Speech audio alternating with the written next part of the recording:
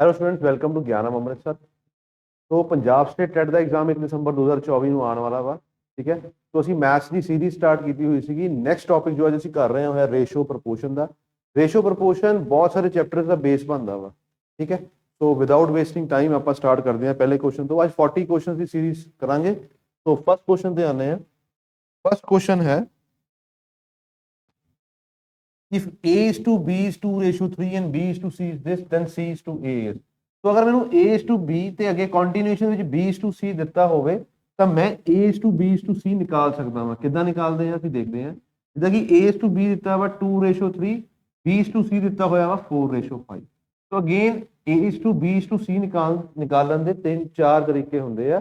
तो एक तरीका मैं ਤੁਹਾਨੂੰ ਦੱਸ ਦਿੰਦਾ कि जिदा कि उपर वाले नंबर अगर मैं गल करा, टोटल ए बी सी 3 है, उपर 2 नजर आ रहे हैं, 3 कंप्लीट करना वा। तो जो मिडल च नंबर लिखा हुआ, जो बी च नंबर लिखा हुआ, वही मैं इत्थे लिख दूंगा। अगेन नीचे फिर 3 करने कंप्लीट, तो जिथे जो बी के नीचे लिखा हुआ वो इत्थे लिख देवांगे। हुण असीं की करांगे, देखो जो मिडल च लिखा सी मैं इत्थे लिखता, जो इत्थे लिखा सी उहनूं लैफ्ट हैंड साइड ते लिखता। इहनूं मल्टीप्लाई करांगे। 4 2 जा कितना हुंदा वा 8, 4 3 जा कितना हुंदा वा 12, 5 3 जा कितना हुंदा वा 15। साडे कोल आ गया 8:12:15। 8:12:15। उन्होंने मैंने पूछा कि है C/A।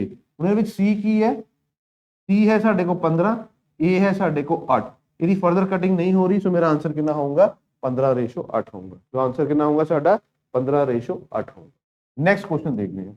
कहना कि 0.6 of a number, A number मैंने नहीं पता, सो मैं की मान लूंगा कि 0.6 of x equals to 0.09 of another number. 0.09 of another number मान लेने y। कहना रेशो दसो नंबर दी, नंबर्स किहड़े x ते y। x ਨੂੰ ਇੱਥੇ ਹੀ ਰਹਿਣ ਦਿਓ, y नीचे लिख दो। तो जो a/b रेशो ਹੁੰਦੀ ਹੈ ਇਹਨੂੰ ਅਸੀਂ a/b भी लिख सकते हैं, मतलब सेम ਹੁੰਦਾ। ठीक है जी। तो x/y जो रेशो किहदे बराबर होगी 0.09, ਇੱਥੇ आ गया 0.6। ਹੁਣ ਕੀ ਹੈ, पॉइंट्स ਨੂੰ ਛੱਡ ਕੇ ਨੰਬਰ ਲਿਖ ਦੋ। 9 6 ਇੱਥੇ 2 ਨੰਬਰ ਤੋਂ ਪਹਿਲਾਂ ਪੁਆਇੰਟ ਸੀ, ਨੀਚੇ ਕੀ ਆ ਜਾਊਗਾ 20 100। ਇੱਥੇ 1 ਤੋਂ ਸੀਗਾ, ਇੱਥੇ ਮੈਂ ਲਿਖ ਦੂੰਗਾ 10। 1 ਨਾਲ 1 0 ਕੱਟ ਗਿਆ। ਇੱਥੇ ਗੱਲ ਕਰੀਏ 3 3 ਦਾ 9, 3 2 ਦਾ 6, तो ऊपर आ गया मेरे को 3, नीचे 2 × 10 कितना आ गया 20। साढ़े को आंसर होगा 3:20। 3:20 की है डी ऑप्शन। ठीक है जी, चलो नेक्स्ट क्वेश्चन देखते हैं। नेक्स्ट क्वेश्चन है कि A/B ਦਿੱਤਾ ਹੋਇਆ, B/C ਦਿੱਤਾ ਹੋਇਆ, ਸਾਨੂੰ A/B/C ਦੇਣਾ ਵਾ, ਦੱਸਣਾ ਵਾ, ਜੋ ਕਿ ਫਸਟ ਕੁਐਸਚਨ ਦੇ ਵਿੱਚ ਅਸੀਂ ਕੀਤਾ ਵਾ। तो A/B कितना वा 7:9, B/C कितना वा 3:5। तो मैं की देखिया सीगा कि जो इत्थे B ते लिखिया हुंदा ਅਸੀਂ ਇੱਥੇ ਲਿਖ ਦਿੰਦੇ ਆ, ਜੋ ਇੱਥੇ B ਚ ਲਿਖਿਆ ਵਾ ਅਸੀਂ ਇੱਥੇ ਲਿਖ ਦਿੰਦੇ ਆ। 7 3 is 21, 9 3 is 27 ਤੇ 9 5 ਦਾ ਕਿੰਨਾ ਹੁੰਦਾ 45। ਦੇਖੋ ਜਦੋਂ ਮੈਂ ਮਲਟੀਪਲਾਈ ਕਰ ਰਿਹਾ ਨਾ, ਇੱਥੇ ਵੀ 3 ਆ ਰਿਹਾ, ਇੱਥੇ ਵੀ 3 ਆ ਰਿਹਾ, 9 ਕੋਲ ਵੀ 3 ਹੈ, तो लास्ट भी 3 ਦੇ ਨਾਲ ਕਟਿੰਗ ਹੋਊਗੀ। ਠੀਕ ਹੈ, 3 3 3 ਕਾਮਨ ਸੀਗਾ। ਅਗਰ ਮੈਂ 3 3 ਨਾ ਵੀ ਲਿਖਦਾ ਤਾਂ ਵੀ ਮੇਰਾ ਆंसर ਆ ਜਾਣਾ ਸੀ। ਦੇਖੋ ਇਹ 3 ਇੱਥੇ 3 3 ਦਾ 9, ਇਹਦੀ ਕਟਿੰਗ ਮੈਂ ਇਦਾਂ ਵੀ ਕਰ ਸਕਦਾ ਹਾਂ। तो 7 ਇੱਥੇ 1 ਰਹਿ ਗਿਆ, 7 1 ਦਾ 7, ਇੱਥੇ ਮੇਰੇ ਕੋ ਕੀ ਹੈ 1 ਹੈ, 9 1 ਦਾ 9, ਇੱਥੇ 3 ਰਹਿ ਗਿਆ, 3 5 ਦਾ 15। ਸਾਡਾ ਆंसर ਕਿੰਨਾ ਹੋਊਗਾ 7:9:15। ਅਗਰ ਮੈਂ ਇੱਥੇ ਵੀ ਦੇਖਾਂ, ਇਹਦੀ ਕਟਿੰਗ 3 ਨਾਲ ਕਰੀਏ ਤਾਂ 7 ਆ ਜਾਊਗਾ, ਇੱਥੇ 9 ਆ ਜਾਊਗਾ, ਇੱਥੇ ਕਿੰਨਾ ਆ ਜਾਊਗਾ 15। ठीक है जी, समझ गए। तरीके बहुत सारे होंगे इन्हू सॉल्व करने दे। फिलहाल एक तरीका दस रहा वा क्योंकि एग्जाम नजदीक आ रहा वा। बहुत सारे तरीके दसूंगा तो कंफ्यूज हो जाओगे तुम। ठीक है जी, चलो ਹੁਣ ਇਹ ਕਹਿ ਰਿਹਾ ਕਿ a ਜਿਹੜਾ ਵਾ ਇਹ ਕਿਹਦੇ ਬਰਾਬਰ ਹੈ, ਕਹਿ ਰਿਹਾ ਕਿ 1/3 b ਦੇ ਬਰਾਬਰ ਹੈ। ਇਹਦਾ ਮਤਲਬ ਆ ਵਾ, तो A/B अगर मैं निकालना हो या A/B का मतलब कि A/B निकालना हो तो की होगा 1/3, b नीचे ले आए। सिमिलरली की है, कहता b = 1/2c। अगर मैं B/C की वैल्यू लिखनी हो तो मैं की करूंगा 1/2 लिख दूंगा, C नीचे आया। A/B B/C की वैल्यू आ गई मेरे को। A/B/C ਦੇ ਵਿੱਚ A/B ਦੀ वैल्यू कितनी है 1:3, B/C ਦੀ वैल्यू कितनी है 1:2। मैं की करूंगा, ਇੱਥੇ 1 ਲਿਖਿਆ, ਇੱਥੇ 1 ਲਿਖ ਦੂੰਗਾ, ਇੱਥੇ 3 ਲਿਖਿਆ, ਇੱਥੇ 3 ਲਿਖ ਦੂੰਗਾ। 1 1 ਦਾ 1, 3 1 ਦਾ 3, 3 2 ਦਾ 6। फिर आंसर की होगा 1:3:6। अपना आंसर की होगा 1:3:6। नेक्स्ट क्वेश्चन करते हैं। कहता A/B ਦਿੱਤਾ, B/C ਦਿੱਤਾ, ਅੱਗੇ ਕੰਟੀਨਿਊਏਸ਼ਨ ਚ C/D ਵੀ ਦਿੱਤਾ ਹੋਇਆ, ਪਰ ਪੁੱਛਿਆ ਮੈਨੂੰ ਸਿਰਫ A/D ਹੈ।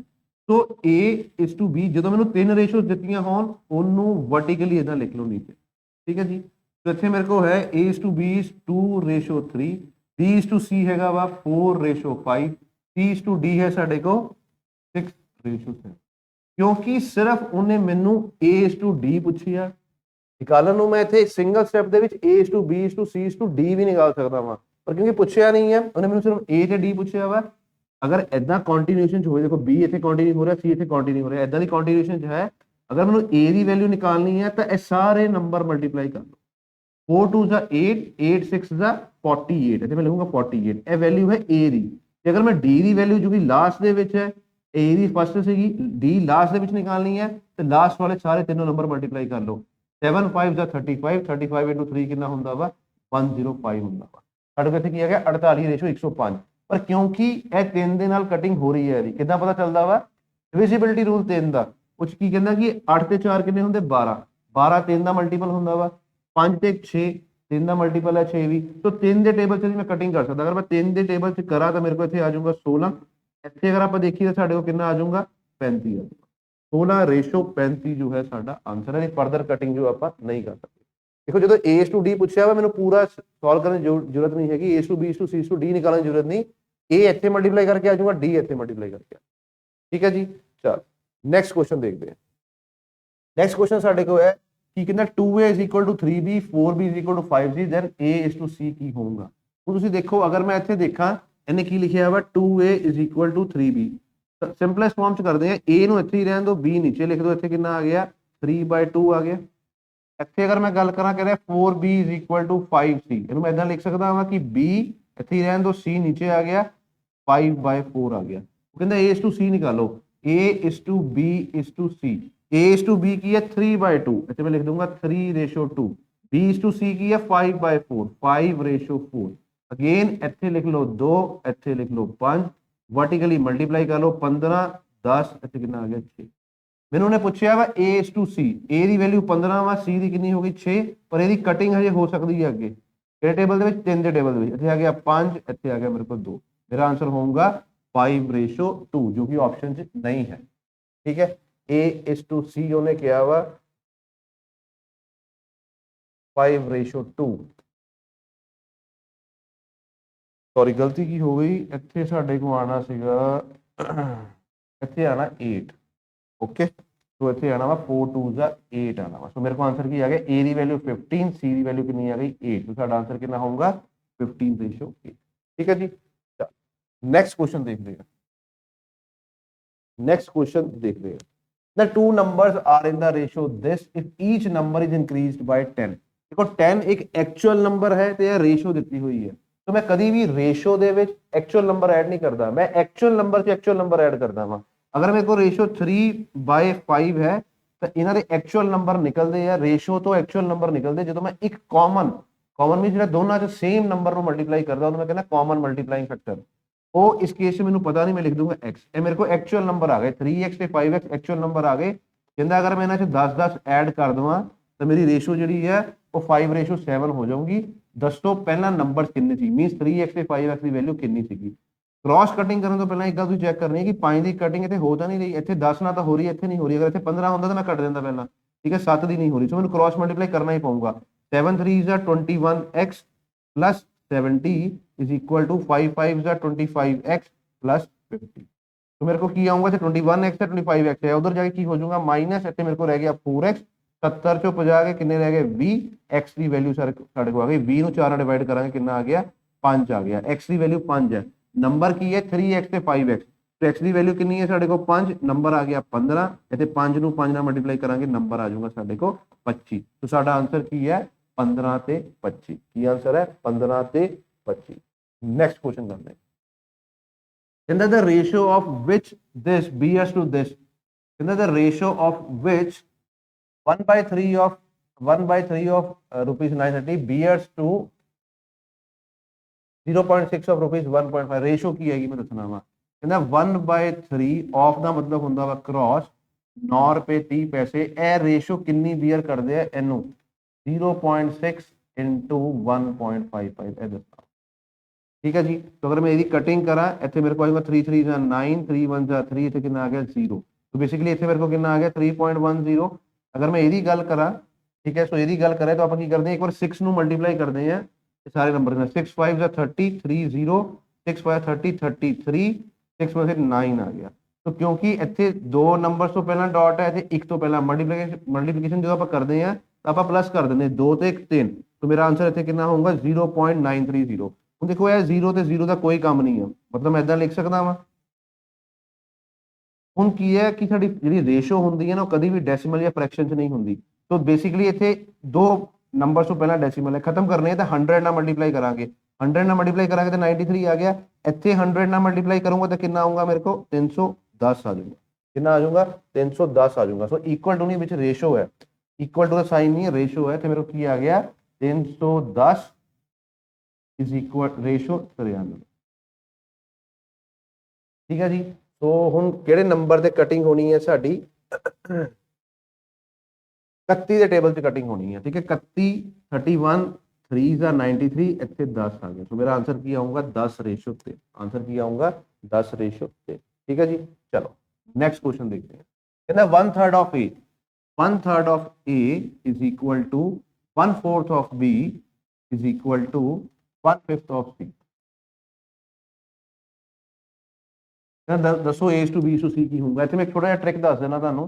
ਜਦੋਂ ਮੈਨੂੰ ਇਦਾਂ ਆਵੇ ਨਾ a ਦਾ ਤੀਜਾ ਹਿੱਸਾ, b ਦਾ ਚੌਥਾ ਹਿੱਸਾ, c ਦਾ ਪੰਜਵਾਂ ਹਿੱਸਾ, ਬੇਸਿਕਲੀ ਇਹ ਜਿਹੜਾ ਮੇਰਾ ਆਨਸਰ ਹੁੰਦਾ ਵਾ a to b to c, ਸਿਰਫ ਇਸੇ ਕੇਸ ਦੇ ਵਿੱਚ ਜਿੱਦਾਂ ਅਗਰ ਇੱਥੇ ਫ੍ਰੈਕਸ਼ਨ ਫਾਰਮ 'ਚ ਦਿੱਤਾ ਹੋਇਆ ਵਾ ਮੇਰਾ ਆਨਸਰ, ਅਗਰ ਉੱਪਰ 1 1 ਹੈ ਤਾਂ ਮੇਰਾ ਆਨਸਰ ਇੱਥੇ ਉਹੀ ਹੋ ਜਾਊਗਾ 3:4:5। ਕੀ ਹੋ ਜਾਊਗਾ 3:4:5 ਹੋ ਜਾਊਗਾ, ਇਹੀ ਸਾਡਾ ਆਨਸਰ। ਠੀਕ ਹੈ। ਬਾਕੀ ਤੁਸੀਂ ਕੈਲਕੂਲੇਟ ਕਰਨ ਦੇ ਬੜੇ ਸਾਰੇ ਤਰੀਕੇ ਹੈ, ਜਿੱਦਾਂ ਕਿ ਉਹ ਕਹਿ ਰਿਹਾ ਹੈ ਕਿ 1/3a of 1/4b। ਇੱਥੋਂ ਮੈਂ a b ਦੀ ਵੈਲਿਊ ਨਿਕਾਲ ਸਕਦਾ, a ਨੂੰ ਇੱਥੇ ਰਹਿਣ ਦਿਓ, b ਇੱਥੋਂ ਨੀਚੇ ਆ ਗਿਆ, तो 1/4 है, 3 ऊपर चले गया, ठीक है 3/4। ऐदा ही मैं a/b करता, ऐदा ही मैं b/c कर सकता, b/c होगा 4/5, 3:4:5 जो साडा आंसर आ जाएगा। पर वो चीज़ें नालों अगर तुसीं आ चीज़ याद कर लो तो ईजिली जो है आप ऑप्शन नूं 10 सेकंड च देख के टिक कर सकते। ठीक है जी। चल नेक्स्ट क्वेश्चन देखते हैं। कहता 1/5 is to 1/x, 1/5 is to 1/x is equal to 1/x is to 1/1.25। ਆਪਾਂ x ਦੀ ਵੈਲਿਊ ਦੱਸਣੀ, ਅਸੀਂ ਵੀ ਦੱਸਣਾ ਵਾ x ਦੀ ਵੈਲਿਊ ਦੱਸਣੀ। ਠੀਕ ਹੈ ਜੀ। ਸੋ ਇੱਕ ਗੱਲ ਦਾ ਤੁਸੀਂ ਧਿਆਨ ਰੱਖਣਾ ਵਾ, ਇਹਦੇ ਵਿੱਚ ਡਾਟਸ ਹੁੰਦੇ ਆ, ਇਹ ਡਿਵੀਜ਼ਨ ਹੁੰਦੀ ਬੇਸਿਕਲੀ। ਜਿੱਦਾਂ ਕਿ ਅਗਰ ਮੈਂ ਤੁਹਾਨੂੰ ਕਹਿ ਰਿਹਾ ਵਾਂ ਕਿ a/b ਤਾਂ ਮੈਂ ਲਿਖ ਸਕਦਾ ਵਾਂ a/b। ਠੀਕ ਹੈ a/b ਲਿਖ ਸਕਦੇ ਹਾਂ। ਸੋ ਹੁਣ ਕੀ ਹੈ ਕਿ ਅਗਰ ਇਹਨੂੰ ਮੈਂ ਮਲਟੀਪਲੀਕੇਸ਼ਨ ਫਾਰਮ 'ਚ ਲਿਖਾਂ, ਮੈਂ ਕੀ ਲਿਖੂੰਗਾ 1/5 into x, ਉੱਪਰ ਚਲ ਗਿਆ ਨੀਚੇ 1 ਨੂੰ ਨਾ ਲਿਖੋ, 1/x into 1.25। क्योंकि x की वैल्यू निकालनी है, डिनोमिनेटर वाला इतने आ गया, मेरे को की आ जाऊंगा x²। हूँ इतने की है 125 है, चलो 125 ਨੂੰ अगर 5 ਨਾਲ ਮਲਟੀਪਲਾਈ ਕਰੀਏ ਤਾਂ ਹੁੰਦਾ 625, ਪਰ ਦੋ ਨੰਬਰ ਤੋਂ ਪਹਿਲਾਂ ਡਾਟ ਹੈ ਤੇ ਡਾਟ ਆ ਜਾਊਗਾ।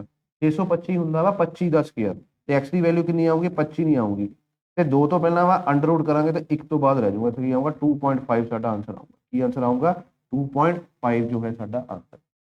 ਠੀਕ ਹੈ ਜੀ। ਚਲੋ ਨੈਕਸਟ ਕੁਐਸਚਨ ਦੇਖੋ। नेक्स्ट क्वेश्चन है कहना out of the ratio which is equal to 5:8 if the antecedent is 40। देखो 5:8 ਦੇ ਵਿੱਚੋਂ ਜਿਹੜਾ ਪਹਿਲਾ ਨੰਬਰ ਹੁੰਦਾ ਵਾ ਉਹ ਐਂਟੀਸੀਡੈਂਟ ਹੁੰਦਾ ਵਾ, ਨੈਕਸਟ ਨੰਬਰ ਨੂੰ ਆਪਾਂ ਕਹਿੰਦੇ ਕਨਸੀਕੁਐਂਟ। ਉਹ ਕਹਿੰਦਾ ਅਗਰ ਇਹ ਨੰਬਰ 40 ਹੈ ਤਾਂ ਕਨਸੀਕੁਐਂਟ ਕਿਹਦੇ ਬਰਾਬਰ ਹੋਊਗਾ। 5 ਨੂੰ ਕਿੰਨਾ ਮਲਟੀਪਲਾਈ ਕਰੀਏ ਕਿ 40 ਆਊਗਾ 8 ਦੇ ਨਾਲ, ਇੱਥੇ ਕਾਮਨ ਹੀ ਮਲਟੀਪਲਾਈਂਗ ਫੈਕਟਰ ਹੁੰਦਾ, ਅਗਰ ਇੱਥੇ 8 ਨਾ ਹੋਇਆ ਇੱਥੇ ਵੀ 8 ਨਾ ਹੋਊਗਾ, 8 8 ਦਾ ਕਿੰਨਾ ਹੁੰਦਾ 64, 8 8 ਦਾ 64, ਮੇਰਾ ਆਨਸਰ ਕਿੰਨਾ ਹੋਊਗਾ 64। ਠੀਕ ਹੈ ਜੀ। चलो नेक्स्ट नंबर देखते हैं। Out of a ratio of 7:15, 15:23 this the smallest one mean. तो मेरे को की है 7/15 है, 15/23 है, इतने है 17/25, इतने है मेरे को 21/29। अगर मैं ध्यान ਨਾਲ देखा ना तो ये फर्क ਜਿਹੜਾ ਵਾ ਉਹ 8 ਨੰਬਰਾਂ ਦਾ ਵਾ, 15 ਤੇ 7 ਦੇ ਵਿੱਚ। ਇਹਦੇ ਵਿੱਚ ਦੇਖਿਆ ਜਾਵੇ ਤਾਂ 8 ਨੰਬਰਾਂ ਦਾ ਹੀ ਫਰਕ ਹੈ, 15 8 23। ਇਹਦੇ ਵਿੱਚ ਦੇਖਿਆ ਜਾਵੇ ਤਾਂ 17 8 25, ਇੱਥੇ ਦੇਖਿਆ 21 8 29। ਜਦੋਂ ਮੇਰੇ ਕੋਲ ਡਿਫਰੈਂਸ ਕਾਮਨ ਹੋਵੇ ਤਾਂ ਜਿਹੜਾ ਨੰਬਰ ਵੈਸੇ ਹੀ ਸਭ ਤੋਂ ਵੱਡਾ ਨਜ਼ਰ ਆ ਰਿਹਾ, ਦੇਖੋ 7 15 17 21 ਚੋਂ 21 ਵੱਡਾ ਨਜ਼ਰ ਆ ਰਿਹਾ, 15 23 25 29 ਚੋਂ ਕਿਹੜਾ ਨਜ਼ਰ ਆ ਰਿਹਾ 29। तो मेरा सब तो बड़ा आंसर होता है वाला। उन्होंने पूछा स्मॉलेस्ट, स्मॉलेस्ट किहड़ा देखने जो स्मॉलेस्ट होवे, तो 7/15 जो है साडा आंसर होगा। ये कदों होगा जदों डिफरेंस न्यूमरेटर डिनोमिनेटर दे विच सेम है, कॉमन डिफरेंस है। तो जिहड़ी फ्रैक्शन वैसे छोटी नजर आ रही है वो छोटी होगी, जिहड़ी फ्रैक्शन वड्डी नजर आ रही है वो वड्डी होगी। ठीक है जी। चलो ठीक है जी। चलो नेक्स्ट क्वेश्चन देखते हैं। नेक्स्ट क्वेश्चन है कि what must be added to the each term of 7:13। वो कहंदा की ऐड करा 7:13 ਦੇ ਵਿੱਚ, ਸਾਨੂੰ ਨਹੀਂ ਪਤਾ ਹੀ ਤਾਂ ਪੁੱਛਿਆ ਵਾ ਉਹਨੇ, तो मैं की करूंगा x ऐड कर दूंगा। की ऐड करिए x ऐड करिए ਤਾਂ ਜੋ ਕਿੰਨਾ ਹੋ ਜਾਏ 2/3।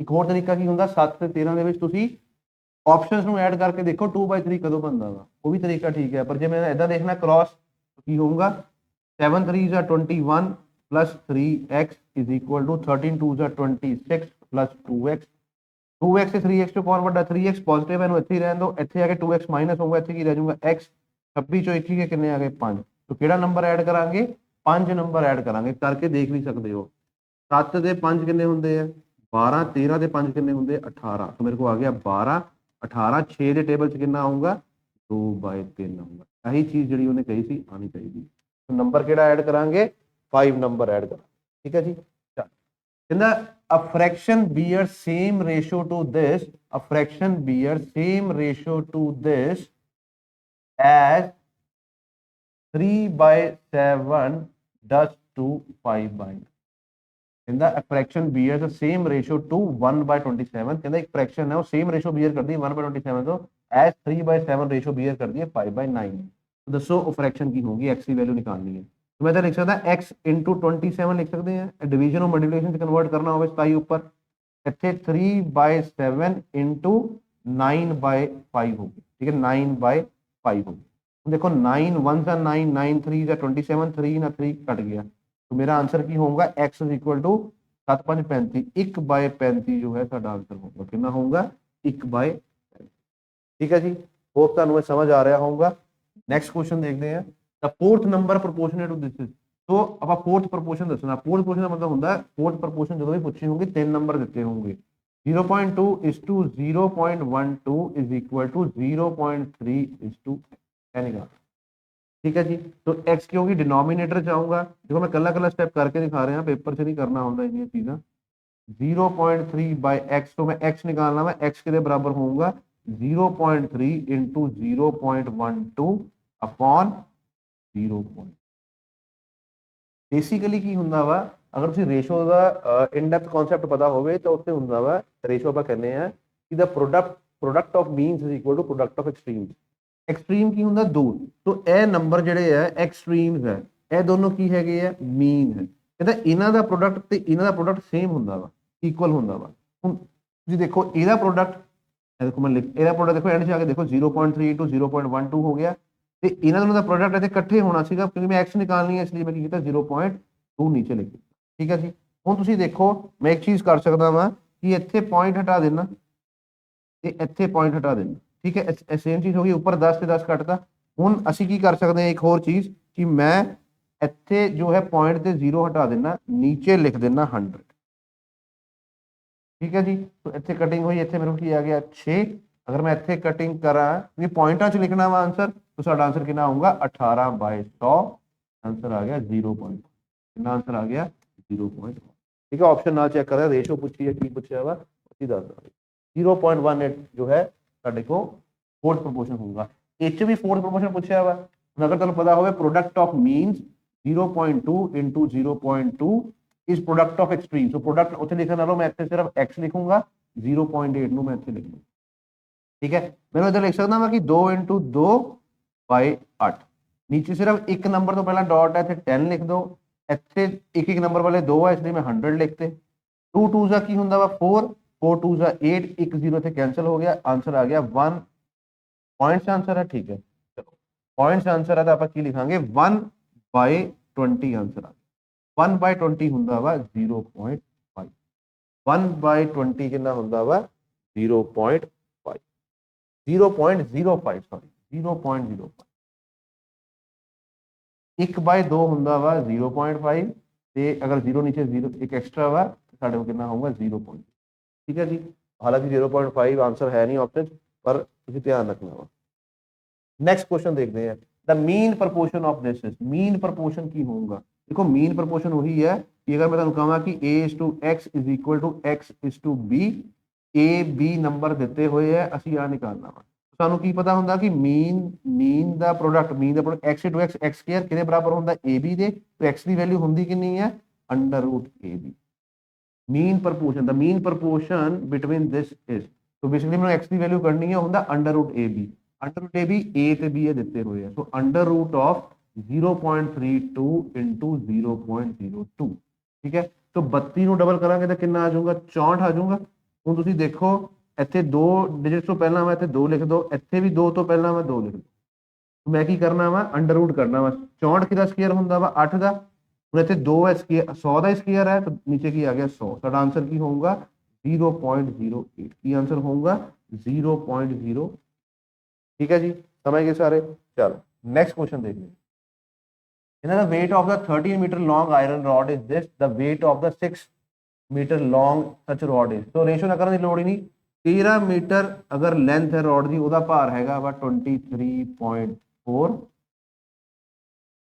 ਇੱਕ ਦਾ ਕਿੰਨਾ ਹੋਊਗਾ 23.4 ਬਟੇ 13 ਉਹਨੂੰ ਪੁੱਛ ਰਿਹਾ ਵਾ ਕਿ ਦੱਸੋ 6 ਦਾ ਕਿੰਨਾ ਹੋਊਗਾ ਤੇ 6 ਨਾਲ ਮਲਟੀਪਲਾਈ ਕਰ ठीक है तो हम अगर 13 की गल की जाए तो मेरे को आंसर कितना होगा 13 1 का 13 बचा कितना 104 बच गया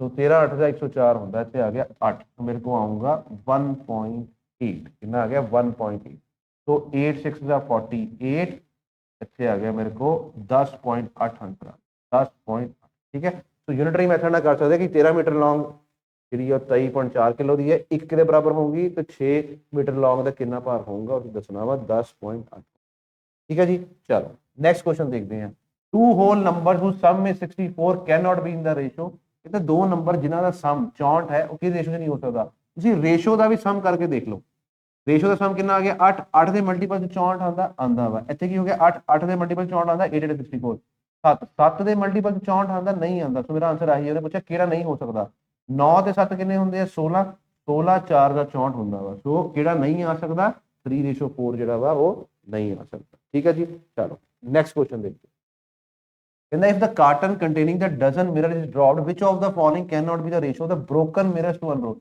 ਕਹਿੰਦਾ 12 ਮਿਰਰਸ ਵਾਲੀ ਪੇਟੀ ਕਾਟਨ ਜੋ ਹੈ ਗਿਰ ਗਈ ਅਸੀਂ ਦੱਸਣਾ ਕਿੰਨੇ ਟੁੱਟ ਗਏ ਤੇ ਕਿੰਨੇ ਨਹੀਂ ਟੁੱਟ ਗਏ ਠੀਕ ਹੈ ਤਾਂ ਕੋਈ ਵੀ ਤੁਹਾਡਾ ਨੰਬਰ ਹੈ ਉਹਦਾ ਮਲਟੀਪਲ 12 ਹੋਣਾ ਚਾਹੀਦਾ ਵਾ ਜੇ ਨਹੀਂ ਹੈ ਤਾਂ ਉਹ ਆਨਸਰ ਨਹੀਂ ਹੋਊਗਾ ਤਾਂ ਕਹਿੰਦਾ which of the following cannot be दो ते किन्ने होंगे 3 3 ਨੂੰ 4 ना करांगे तो 12 हो जाऊंगा 4 ਨੂੰ 3 ना करांगे तो 12 हो जाऊंगा 5 ਨੂੰ मैं किसी ना मल्टीप्लाई करके 12 नहीं कर सकता मतलब पॉइंट ना करना पऊगा पॉइंट च नहीं आंसर आना इतने 7 5 12 ही है 12 ਨੂੰ 1 ना करांगे तो 12 मेरा आंसर की है सी 3:2 can not be the ratio in which the mirror can be कह सकते हैं कि कैटेगराइज इनटू ब्रोकन और अनब्रोकन ठीक है जी चलो next The ratio of the two numbers is 3:4 and their sum is 420. The greater of the two numbers is देखो मैंने सम दिता होया जो सम दिता होया ਆਪਾਂ रेशो ਦਾ ਵੀ ਸਮ ਕਰ ਲੈਂਦੇ ਆ 7 ਪੁਆਇੰਟਸ ਦੀ ਵੈਲਿਊ ਕਿੰਨੀ ਹੈ 420 ਇੱਕ ਦੀ ਕਿੰਨੀ ਹੋਊਗੀ 60 6 7 ਦਾ 42 ਹੁੰਦਾ ਵਾ ਜਾਂ 7 6 ਦਾ 42 ਹੁੰਦਾ ਵਾ तो मैंने कहना ग्रेटर ऑफ टू नंबर की है दोनों चो ग्रेटर केड़ा 4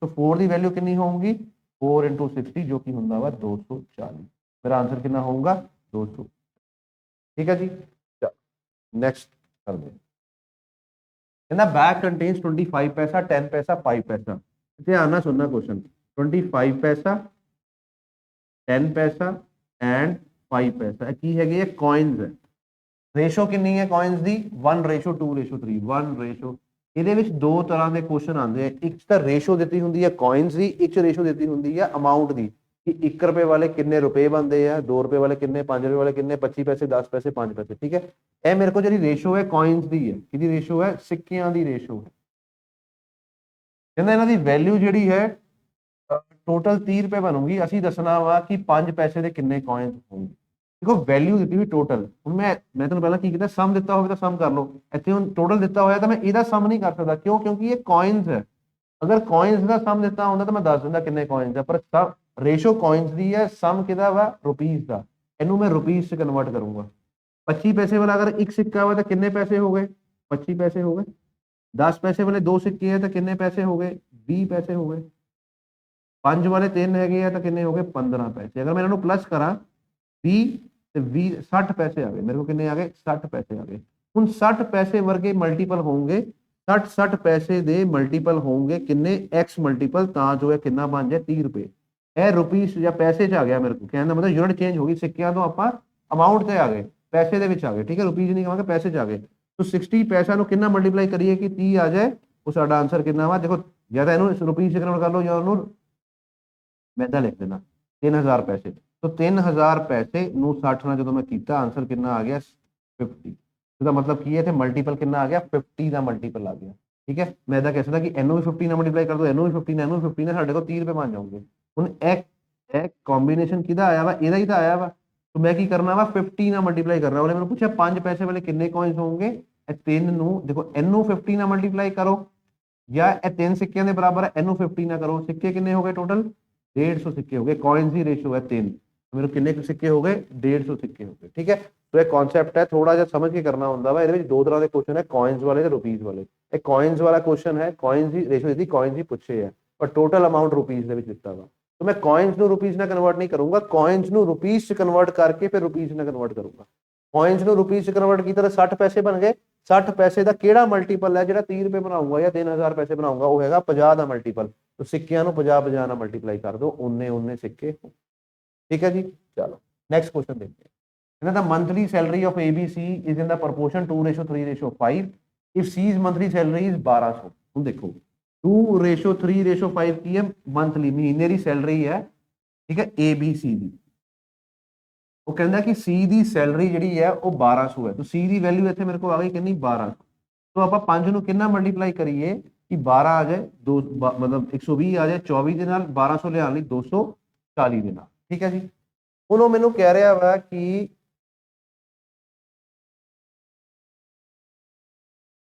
अच्छा ये क्वेश्चन में पढ़े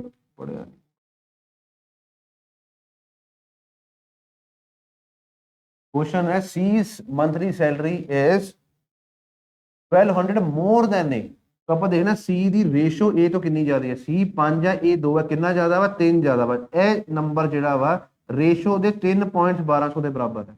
ਰੇਸ਼ੋ ਦਾ 1 ਪੁਆਇੰਟ ਕਿਹਦੇ ਬਰਾਬਰ ਹੋਊਗਾ 400 ਦੇ। तो अगर मैं ਇੱਥੇ 4 ਨਾਲ ਮਲਟੀਪਲਾਈ ਕਰਾਂ ਤਾਂ ਇਹਦੀ ਸੈਲਰੀ 2000 ਹੈ, ਇਹਨੂੰ 4 ਨਾਲ ਕਰੀਏ ਤਾਂ ਇਹਦੀ ਸੈਲਰੀ 1200 ਹੈ, ਇਹਨੂੰ 4 ਨਾਲ ਕਰੀਏ ਤਾਂ ਇਹਦੀ ਸੈਲਰੀ ਕਿੰਨੀ ਹੈ 800। ਠੀਕ ਹੈ, तो मैंने पूछा कि है देन B एनुअल सैलरी दसनी है। देखो इन्होंने आंसर 1200 दिता हुआ है जो कि गलत है। क्यों, 1200 जो है वो मंथली सैलरी है। ठीक है, मंथली उन्हें साफ लिखा हुआ है। एनुअल कटनी है तो मैनू 1200 ਨੂੰ 12 ਨਾਲ ਮਲਟੀਪਲਾਈ ਕਰਨਾ ਪਊਗਾ। ਇਹ ਹੋ ਗਈ 144, ਇੱਕ ਆ ਗਿਆ 14400 ਆंसर ਆਣਾ ਸਾਡਾ। ठीक है, 14400 ਇਹ ਠੀਕ ਹੈ।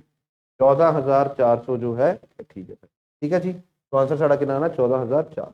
नेक्स्ट क्वेश्चन कर ਕਹਿੰਦਾ 3 ਫਰੈਂਡਸ ਡਿਵਾਈਡਡ 624 ਰੁਪਏ ਡਿਵਾਈਡ ਕੀਤਾ ਕਿਹੜੀ ਰੇਸ਼ੋ ਦੇ ਵਿੱਚ 1:2:1:3:1:4। ਅਸੀਂ ਦੱਸਣਾ ਵਾ ਕਿ ਥਰਡ ਫਰੈਂਡ ਦਾ ਸ਼ੇਅਰ ਕਿੰਨਾ, ਥਰਡ ਫਰੈਂਡ ਦਾ ਜਿਹੜਾ ਸ਼ੇਅਰ ਹੈ ਉਹ ਕਿੰਨਾ। ਠੀਕ ਹੈ ਜੀ, तो ਜਦੋਂ ਵੀ ਮੈਨੂੰ ਇਹਦਾ ਰੇਸ਼ੋ ਦੇ ਵਿੱਚ ਆ ਜਾਏ ਤਾਂ ਮੈਂ ਕੀ ਕਰਦਾ ਹੁੰਦਾ ਵਾਂ, ਤੁਸੀਂ ਦੇਖੋ A:B:C ਦੀ ਅਗਰ ਮੈਂ ਰੇਸ਼ੋ ਨਿਕਾਲਣੀ ਹੈ, ਅਗਰ ਇਹਦਾ ਫ੍ਰੈਕਸ਼ਨ ਫਾਰਮ 'ਚ ਦਿੱਤੀ ਹੋਈ ਹੈ, ਰੇਸ਼ੋ ਦਿੱਤੀ ਹੋਈ ਆਲਰੇਡੀ। ਪਹਿਲਾਂ ਵਾਲਾ ਕੁਐਸਚਨ ਡਿਫਰੈਂਟ ਸੀਗਾ, ਉਹ ਸੀਗਾ 1/2A = 1/3B। ਇੱਥੇ AB ਨਹੀਂ ਹੈਗੇ ਲਿਖੇ ਹੋਏ। ਠੀਕ ਹੈ, तो ਇਹਦਾ ਤਰੀਕਾ ਕੀ ਹੈ, ਅਗਰ ਮੈਂ A ਦੇ ਕੋਰਸਪੋਂਡਿੰਗ ਰੇਸ਼ੋ ਲਿਖਣੀ ਹੈ ਨਾ ਤਾਂ ਮੈਂ ਆ ਦੋ ਨੰਬਰਾਂ ਨੂੰ ਮਲਟੀਪਲਾਈ ਕਰੂੰਗਾ। 4 3 ਦਾ ਇੱਥੇ ਕਿੰਨਾ ਆ ਜਾਊਗਾ 12। ਅਗਰ B ਦੇ ਕੋਰਸਪੋਂਡਿੰਗ ਲਿਖਣੀ ਹੈ ਤਾਂ ਮੈਂ ਬਾਕੀ ਦੋ ਨੰਬਰਾਂ ਨੂੰ ਮਲਟੀਪਲਾਈ ਕਰੂੰਗਾ। 4 2 ਦਾ 8। ਅਗਰ ਮੈਂ C ਦੇ ਕੋਰਸਪੋਂਡਿੰਗ ਲਿਖਣੀ ਹੈ ਤਾਂ ਇਹਨੂੰ ਛੱਡ ਕੇ ਦੋ ਨੰਬਰ ਮਲਟੀਪਲਾਈ ਕਰਾਂ ਕਿੰਨਾ ਆ ਗਿਆ 6। तो ਇੱਥੇ ਅਗਰ ਦੇਖਿਆ ਜਾਵੇ ਤਾਂ 6:4:3 ਦੇ ਵਿੱਚ ਪੈਸਾ ਜੋ ਹੈ ਡਿਸਟ੍ਰੀਬਿਊਟ ਹੋਣਾ ਵਾ। ਥਰਡ ਫਰੈਂਡ ਨੂੰ ਕਿੰਨਾ ਮਿਲੂਗਾ, ਥਰਡ ਫਰੈਂਡ ਨੂੰ 3 ਰੁਪਏ ਮਿਲੂਗੇ। ਕਿਹਦੇ ਵਿੱਚੋਂ, ਟੋਟਲ 6 4 10 ਤੇ 3 13 13 ਦੇ ਵਿੱਚੋਂ। ਇਹ 624 ਚੋਂ ਕਿੰਨਾ ਮਿਲੂਗੇ ਇਹ ਮੈਂ ਦੱਸ। ਠੀਕ ਹੈ, 13 3 26 ਤੇ 52, 4 ਜਾਂ ਕਿੰਨਾ ਗਿਆ 52, 8 ਜਾਂ ਕਿੰਨਾ ਆਣਾ 104। ਸਾਡਾ ਆਨਸਰ ਆ ਜਾਣਾ ਵਾ 144। ਕਿੰਨਾ ਆਨਸਰ ਆ ਗਿਆ 140। ठीक है, 48 × 3 कितने होंगे 144। ठीक है जी, नेक्स्ट क्वेश्चन देखिए। In a class the number of boys is more than the number of girls by 12% of the total strength. In the number of boys is more than the number of girls in the 12% of the total strength. Total strength कितना बनती है boys plus girls मिला। boys girls तो कितने ज्यादा वा, boys minus girls कितने ज्यादा वा 12% of the total strength. Ratio of the boys to girls दसना वा। देखो अगर मैं ਇਹਦੀ ਗੱਲ ਕਰਾਂ ਨਾ ਤੇ ਮੈਂ ਕਲਾਸ 'ਚ ਵੀ ਦੱਸਦਾ ਹੁੰਨਾ ਵਾ 12% 4 ਦਾ ਮਲਟੀਪਲ ਹੈ। तो 12/100 ਜਦੋਂ 4 ਨਾਲ ਕਟਿੰਗ ਕਰਨੀ ਹੁੰਦੀ 100 ਦੀ ਸਾਡੇ ਕੋਲ 25 ਆ ਜਾਂਦਾ ਵਾ। ਇੱਥੇ ਕਿੰਨਾ ਵਾ 12 3 ਦਾ ਸੌਰੀ 4 3 ਦਾ। ਸੋ ਮੇਰੇ ਕੋਲ ਫ੍ਰੈਕਸ਼ਨ ਕੀ ਬਣੂਗੀ 3/25। ਇਹਦੀ ਜਗ੍ਹਾ ਤੇ ਇਦਾਂ ਲਿਖ ਸਕਦੇ ਹਾਂ ਆਪਾਂ ਕਿ ਇਹ ਬਣੂਗਾ 3/25। ਠੀਕ ਹੈ, ਇੱਥੇ ਕਿੰਨਾ ਆ ਗਿਆ ਬॉयਜ਼। ਹੁਣ ਇੱਕ ਤਰੀਕਾ ਦਾ ਕੀ ਹੈ, ਮੈਨੂੰ ਕ੍ਰਾਸ ਮਲਟੀਪਲਾਈ ਕਰਕੇ 3B 3G 25 ਇਦਾਂ ਕਰਾਂ, ਉਹ ਚੀਜ਼ ਨਹੀਂ ਕਰਨੀ। ਅਸੀਂ ਕੀ ਕਰਨਾ ਵਾ, ਇੱਥੇ ਲਿਖੋ ਬॉयਜ਼ ਮਾਈਨਸ ਗਰਲ, ਆਹ ਚੀਜ਼ ਲਿਖ ਲਓ ਇੱਥੇ ਬॉयਜ਼। ਠੀਕ ਹੈ ਜੀ, ਹੁਣ ਬॉयਜ਼ ਮਾਈਨਸ ਗਰਲਸ ਮਿਲਾ ਕੇ 3 ਹੈ, ਬॉयਜ਼ ਪਲੱਸ ਗਰਲਸ ਮਿਲਾ ਕੇ ਕਿੰਨੇ ਹੈ 25 ਹੈ।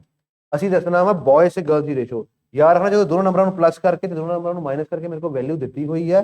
ਹੁਣ ਇਹਦੇ ਵਿੱਚੋਂ ਵੱਡਾ ਨੰਬਰ ਕਿਹੜਾ ਵਾ ਬॉयਜ਼, ਕਿਉਂਕਿ ਬॉयਜ਼ ਤੋਂ ਗਰਲਸ ਨਿਕਾਲਾਂਗੇ ਤਾਂ ਵੀ ਸਾਡੇ ਕੋਲ ਪੋਜ਼ਿਟਿਵ ਵੈਲਿਊ ਆ ਰਹੀ ਹੈ। तो बॉयज की वैल्यू जी है या ग्रेटर नंबर की वैल्यू कितना आती, दोनों प्लस करके 2 ਨਾਲ डिवाइड कर देंगे। तो मैंने हालांकि देखो जो बॉयज की मतलब ग्रेटर नंबर निकालना, दोनों प्लस करके 2 ਨਾਲ डिवाइड करना जिदा कि 25 + 3 डिवाइड बाय 2 अपॉन, अगर मैं गर्ल्स की वैल्यू निकालनी है लोअर नंबर की तो दोनों माइनस कर दो, तो 25 चों 3 गए डिवाइड बाय 2, क्योंकि डिवाइड बाय 2 डिवाइड बाय दोनों जगह पे है, इन्होंने दोनों कैंसिल ही कर दो। ऊपर मेरे को आ जाना वा 28, नीचे आ जाना वा 25 चों 3 गए 22, जिन्होंने मैं लिख सकता वा 14/11। की लिख सकते हैं 14/11, इसका आंसर कितना होगा 14/11।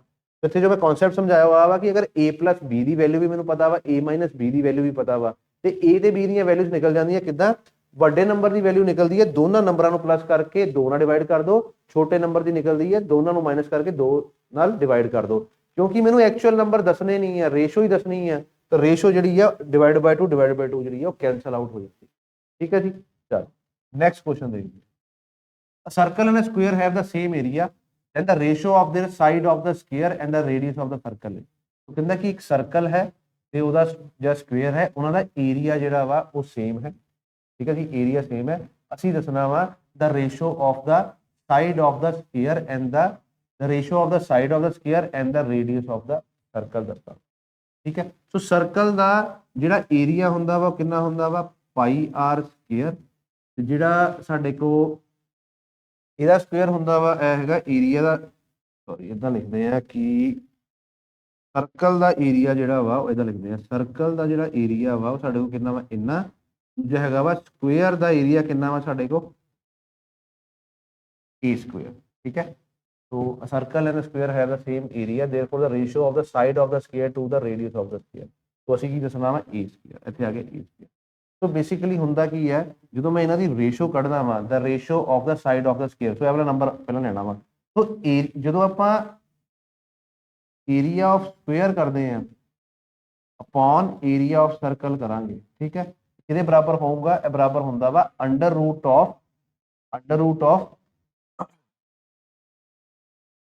ਆਫ ਕਿਹਦਾ ਹੋਊਗਾ, ਸਾਈਡ ਜਿਹੜੀ ਸਮਝ ਜਿਹੜੀ ਸਾਈਡ ਦਿੱਤੀ ਹੋਈ ਆ, ਇੱਥੇ ਲਿਖ ਲਓ a ਸਕੁਅਰ, ਇੱਥੇ ਲਿਖ ਲਓ ਤੁਸੀਂ πr। ਠੀਕ ਹੈ ਜੀ, ਸੋ ਇਹਦੇ ਬਰਾਬਰ ਹੁੰਦਾ ਵਾ, ਕਿਉਂਕਿ ਸਾਡੇ ਕੋਲ ਏਰੀਆ ਦੋਨਾਂ ਦਾ ਸੇਮ ਹੈ। ਇੱਥੇ ਮੇਰੇ ਕੋਲ ਆ ਜਾਊਗਾ 1:1, ਕੀ ਆ ਜਾਊਗਾ 1:1, ਇੱਥੇ ਕੀ ਹੈ under root a square by πr square. So ਇੱਕ ਗੱਲ ਦਾ ਧਿਆਨ ਰੱਖੋ ਤੁਸੀਂ ਕਿ a ਸਕੁਅਰ ਤੇ r ਸਕੁਅਰ ਮੈਂ ਬਾਹਰ ਨਿਕਾਲ ਸਕਦਾ ਵਾਂ, ਮੈਂ ਇੱਥੇ ਕੀ ਲਿਖੂੰਗਾ a/r ਲਿਖ ਸਕਦਾ ਵਾਂ, ਇੱਥੇ ਕੀ ਰਹਿ ਜਾਊਗਾ 1/π ਰਹਿ ਜਾਊਗਾ। तो ਆਪਾਂ ਦੱਸਣਾ ਕੀ ਹੈ, ਇੱਥੇ a/r ਕੀ ਹੈ ਸਾਈਡ ਹੈ ਤੇ ਰੇਡੀਅਸ ਜੋ ਉਹਨੇ ਪੁੱਛਿਆ ਹੀ ਹੈ, ਜੋ ਸਾਈਡ ਆਫ ਦਾ ਸਕੁਅਰ ਹੈ ਪਹਿਲਾਂ ਰੱਖਣੀ ਹੈ। ਬਸ ਇੱਥੇ ਰੇਸ਼ੋ ਦਾ ਕੀ ਧਿਆਨ ਰੱਖਣਾ ਵਾ, ਉਹਨੇ ਪੁੱਛਿਆ ਕੀ ਹੈ ਪਹਿਲਾਂ ਸਾਈਡ ਆਫ ਸਕੁਅਰ ਦੱਸਿਆ ਵਾ, ਸੋ ਸਾਈਡ ਆਫ ਸਕੁਅਰ a ਹੈ, ਇਹਨੂੰ ਇੱਥੇ ਹੀ ਰਹਿਣ ਦਿਓ। ਅਗਰ ਆਹ ਵਾਲੀ ਚੀਜ਼ ਇਧਰਲੀ ਸਾਈਡ ਆਉਂਦੀ ਹੈ ਤਾਂ ਮੈਂ ਤਾਂ ਲਿਖ ਸਕਦਾ ਕਿ a/r = ਅੰਡਰ ਰੂਟ π/1, ਕੀ ਆ ਜਾਊਗਾ ਅੰਡਰ ਰੂਟ π/1। तो a ਤੇ r ਦੀ ਰੇਸ਼ੋ ਕਿੰਨੀ ਆ ਗਈ ਅੰਡਰ ਰੂਟ π ਰੇਸ਼ੋ 1। ਠੀਕ ਹੈ ਜੀ, ਸਮਝ ਗਏ। ਅਗਰ ਦੇਖੋ ਜਦੋਂ ਏਰੀਆ ਸੇਮ ਹੈ, ਏਰੀਆ ਤੇ ਉਹਦੀ ਸਾਈਡ ਨੂੰ ਆਪਾਂ ਸਿਮਿਲਰ ਕੰਪੇਅਰ ਨਹੀਂ ਕਰਦੇ, ਆਪਾਂ ਅੰਡਰ ਰੂਟ 'ਚ ਕੰਪੇਅਰ ਕਰਦੇ ਹਾਂ। ਠੀਕ ਹੈ, ਇੱਥੇ ਅਗਰ ਮੇਰੀ ਸਾਈਡ ਦੇਖਣੀ ਹੈ ਤਾਂ ਇਹਦਾ ਮੈਂ ਰੇਡੀਅਸ ਦੇਖਣਾ, ਅੰਡਰ ਰੂਟ 'ਚ ਮੈਂ ਕੰਪੇਅਰ ਕਰੂੰਗਾ। ਹੁਣ ਕੀ ਹੈ a ਸਕੁਅਰ r ਸਕੁਅਰ ਤਾਂ ਬਾਹਰ ਆ ਗਏ a/r, ਤੇ ਅੰਦਰ ਕੀ ਰਹਿ ਗਿਆ 1/π। ਹੁਣ ਤੁਸੀਂ ਇੱਕ ਗੱਲ ਦਾ ਧਿਆਨ ਰੱਖਣਾ ਵਾ, ਕਿਉਂਕਿ ਉਹਨੇ ਮੈਨੂੰ a/r ਹੀ ਪੁੱਛਿਆ ਵਾ, ਕਿਉਂਕਿ ਮੈਂ ਸਕੁਅਰ ਦੀ ਸਾਈਡ ਨੂੰ a ਮੰਨ ਕੇ ਚੱਲਦਾ, ਰੇਡੀਅਸ ਨੂੰ r, ਇਹਨੂੰ ਇੱਥੇ ਹੀ ਰਹਿਣ ਦਿਓ। ਇਹ ਪਾਈ ਇੱਥੇ ਜਾ ਕੇ ਬੇਸਿਕਲੀ ਉੱਪਰ ਆ ਗਿਆ, 1 ਨੀਚੇ ਆ ਗਿਆ, ਸੋ ਅੰਡਰ ਰੂਟ π1 ਜਿਹੜਾ ਵਾ ਅੰਡਰ ਰੂਟ 1 ਦਾ 1 ਹੀ ਹੁੰਦਾ ਵਾ, ਸੋ ਅੰਡਰ ਰੂਟ π ਜੋ ਹੈ ਅੰਡਰ ਰੂਟ π ਰੇਸ਼ੋ 1 ਜੋ ਹੈ ਸਾਡਾ ਆਂਸਰ ਆ। ਠੀਕ ਹੈ ਜੀ, ਚਲੋ ਨੈਕਸਟ ਕੁਐਸਚਨ ਦੇਖਦੇ ਹਾਂ। ਕਹਿੰਦਾ the area of the two spheres are in the ratio this, the ratio of their volume ਦੱਸਣਾ ਆਪਾਂ ਕੀ ਹੈ। ਕਹਿੰਦਾ ਅਗਰ ਦੋ the area of the two spheres, area of sphere 1 ਤੇ ਏਰੀਆ ਆਫ ਸਫੀਅਰ 2 ਜਿਹੜਾ ਵਾ ਉਹ ਸਾਡੇ ਕੋਲ 1:4 ਹੈ, ਤਾਂ ਆਪਾਂ ਦੱਸਣਾ ਵਾ ਕਿ ਇਹਨਾਂ ਦੀ ਵੋਲਿਊਮ ਕੀ ਹੋਊਗੀ। ਦੇਖੋ ਜਦੋਂ ਆਪਾਂ ਸਫੀਅਰ ਦੀ ਗੱਲ ਕਰਦੇ ਆ ਤਾਂ ਜਿਹੜਾ ਵੇਰੀਏਬਲ ਯੂਜ਼ ਹੁੰਦਾ ਵਾ ਉਹ ਹੁੰਦਾ ਰੇਡੀਅਸ, ਕਿਉਂਕਿ ਏਰੀਆ ਦੀ ਗੱਲ ਹੋ ਰਹੀ ਹੈ ਤਾਂ r ਸਕੁਅਰ ਯੂਜ਼ ਹੁੰਦਾ, ਵੋਲਿਊਮ ਦੀ ਗੱਲ ਕਰਾਂਗੇ ਤਾਂ r ਕਿਊਬ ਹੋਊਗਾ। ਸੋ ਅਗਰ ਮੈਂ ਇਹਨਾਂ ਦੇ ਵਿੱਚੋਂ r ਨਿਕਾਲਣਾ ਵਾ, r1 r2 ਨਿਕਾਲਣਾ ਵਾ, ਤਾਂ ਉਹ ਕਿੰਨਾ ਆ ਜਾਊਗਾ, ਇਹਦਾ ਅੰਡਰ ਰੂਟ ਆ ਜਾਊਗਾ 1/2। क्योंकि मैं वॉल्यूम निकालनी है, वॉल्यूम च की हुंदा वा R1 ਦਾ ਕਿਊਬ ਹੋਊਗਾ, R2 ਦਾ ਕਿਊਬ ਹੋਊਗਾ, 1 ਦਾ ਕਿਊਬ 1 ਹੋਊਗਾ, 2 ਦਾ ਕਿਊਬ ਕੀ ਹੋਊਗਾ 8। तो मेरा आंसर ਕੀ ਆਊਗਾ 1:8। बस एक ध्यान रखना कि 1:8 आना कि 8:1 आना, ਇੱਥੇ ਸਿਮਿਲਰ ਹੀ ਪੁੱਛਿਆ ਹੋਇਆ ਵਾ, इसलिए 8:1 ऑप्शन च भी नहीं हैगा, तो 1:8 ही ਆਊਗਾ। ਠੀਕ ਹੈ, तो ਸਕੁਅਰ ਦੀ ਵੈਲਿਊ ਤੋਂ ਅਗਰ ਤੁਸੀਂ ਸਿੰਪਲ ਵੈਲਿਊ ਬਣਾਣੀ ਹੈ, ਤੁਸੀਂ ਆ ਵੀ ਦੇਖ ਸਕਦੇ ਹੋ ਕਿ 1 ਦੀ ਪਾਵਰ ਹੈ, ਜੋ ਮਰਜ਼ੀ ਕਰ ਦੋ 1 ਹੀ ਆਂਸਰ ਆਣਾ ਵਾ। ਇੱਥੇ ਕੀ ਹੈ, किसी नंबर की स्क्वायर की पावर है, मैं क्यूब करना, सो 4 किदा स्क्वायर होंदा 2 दा, तो 2 दा ही क्यूब करना वा, जो कि आ गया मेरे को 8 आ गया। ठीक है जी, चलो नेक्स्ट क्वेश्चन देखते हैं।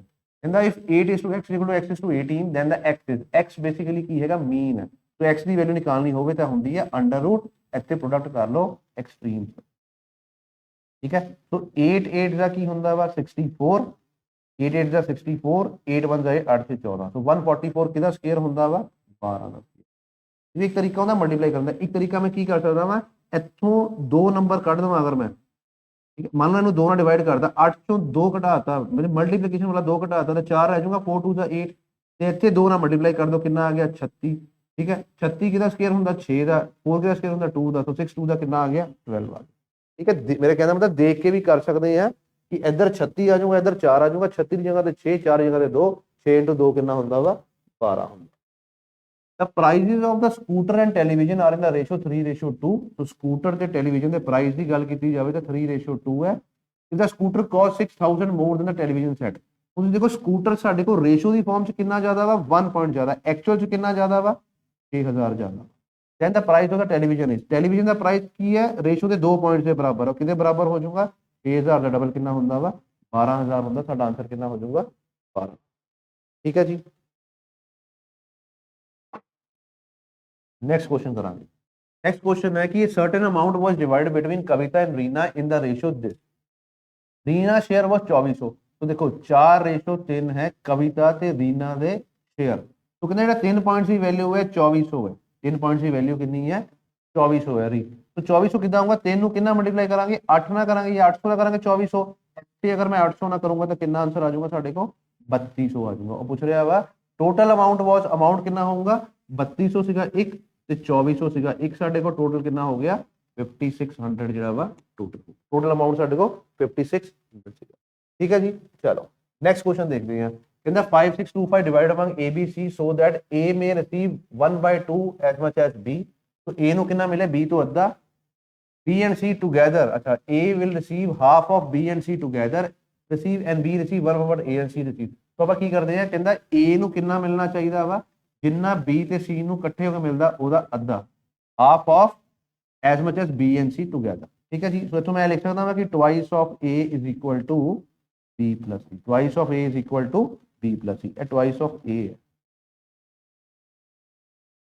ਨੈਕਸਟ ਜੋ ਕਹਿ ਰਿਹਾ ਵਾ ਕਿ B receives, B ਨੂੰ ਕਿੰਨਾ ਮਿਲ ਰਿਹਾ ਜਿੰਨਾ A ਤੇ C ਨੂੰ ਟੁਗੇਦਰ ਮਿਲ ਰਿਹਾ ਵਾ ਉਹਦਾ ਚੌਥਾ ਹਿੱਸਾ, तो मैं लिख सकता कि A plus C is equal to 4B, A plus C is equal to 4B। उन्होंने पूछ रहा है कि the share of A is more than the B by the share of A, अच्छा हम डिवाइड भी कितना करना इस ते डिवाइड करना, हमें दसना वा कि A ਦਾ शेयर B ਤੋਂ ਕਿੰਨਾ ਜ਼ਿਆਦਾ। ठीक है जी, ਹੁਣ ਤੁਸੀਂ ਦੇਖੋ ਕਿ ਅਗਰ ਆਪਾਂ ਕੰਪੇਅਰ ਕਰੀਏ B plus C ਦੀ ਵੈਲਿਊ ਕਿਹਦੇ ਬਰਾਬਰ ਹੈ 2A ਦੇ, ਠੀਕ ਹੈ, ਸੋ A ਦਾ ਸ਼ੇਅਰ B ਤੋਂ ਕਿੰਨਾ ਜ਼ਿਆਦਾ। ਹੁਣ ਦੇਖੋ A plus B plus C ਦੀ ਅਗਰ ਮੈਂ ਗੱਲ ਕਰਾਂ ਜੋ ਕਿ ਟੋਟਲ ਪੈਸੇ ਕਿੰਨੇ ਹੈ 5625 ਰੁਪਏ, ਇੱਥੇ B plus C ਦੀ ਵੈਲਿਊ ਕਿੰਨੀ ਹੈ 2A ਦੇ ਬਰਾਬਰ ਹੈ, ਮੈਂ ਇੱਥੇ ਲਿਖ ਸਕਦਾ A plus 2A,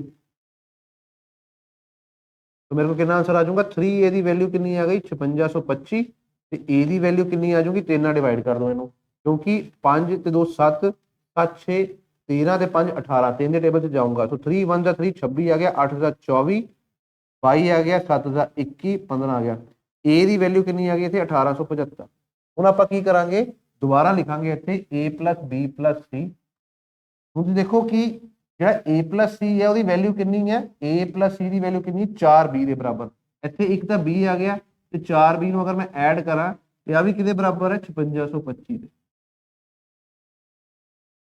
तो इतने कितना हो गया 5B जो है कितने बराबर आ गया 5625 दे, तो B कितने बराबर आऊंगा 5 1 जा 5 5 1 जा 5 2 2 जा 10 कितने बराबर 1125। तो मैंने पूछ रहा वा कि A ਦਾ ਸ਼ੇਅਰ B ਤੋਂ ਕਿੰਨਾ ਜ਼ਿਆਦਾ ਵਾ, A ਦਾ ਸ਼ੇਅਰ ਸਾਡੇ ਕੋਲ ਹੈ A ਦਾ ਸ਼ੇਅਰ ਸਾਡੇ ਕੋਲ 1875, B ਦਾ ਸ਼ੇਅਰ ਕਿੰਨਾ ਵਾ 1125, ਕਿੰਨਾ ਜ਼ਿਆਦਾ ਵਾ एक तो इतने आ गया 50, इतने आ गया 750 ज़्यादा वा, कितना ज़्यादा वा 750 जो है ज़्यादा। ठीक है जी, चलो नेक्स्ट क्वेश्चन करते हैं। The ratio of the money with Ram and Gopal is this and that with Gopal and Krishna is. तो नाम बड़े इंपॉर्टेंट है। राम ते गोपाल की रेशियो दी, गोपाल ते कृष्ण की दी हुई है। तो यह भी 7/17 है, इतने भी 7/17। ठीक है जी, ठीक है जी। तो राम को अगर 490 रुपए है तो असं दसना वा कृष्ण को कितने है। तो अगेन मैं की करूंगा, इतने लिख लूंगा 17 ते इतने लिख लूंगा 7। ठीक है, 7 7 का कितना होंदा वा 49, 7 7 का 49, इतने कितना आ गया 119, इतने मेरे को 7 का कितना आ जाऊंगा स्क्वायर 289। वो कहता कि अगर राम को 490 रुपए है, राम को अगर इतने 490 रुपए है तो की मल्टीप्लाइंग फैक्टर आ गया 10। वो कहते दोस्तों कृष्ण को कितने होंगे, तो कृष्ण को कितने हैं 299, इन्हों 10 ना मल्टीप्लाई कर दो 2890 है। कितने हैं 2890 साडा आंसर। ठीक है जी, नेक्स्ट क्वेश्चन देखिए। The cost of making a article is divided between the material labour and overhead in the ratio this.